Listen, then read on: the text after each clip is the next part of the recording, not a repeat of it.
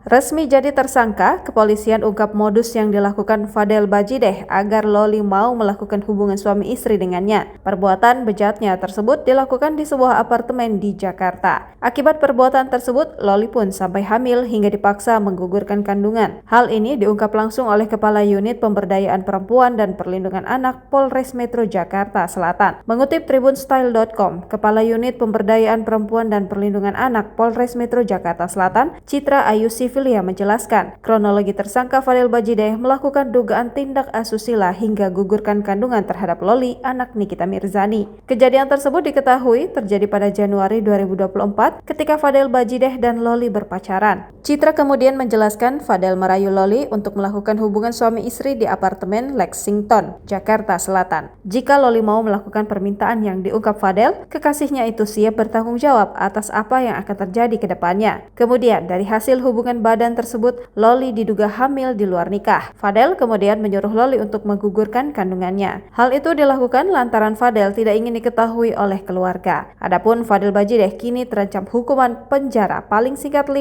tahun dan maksimal 15 tahun atas kasus dugaan persetubuhan anak.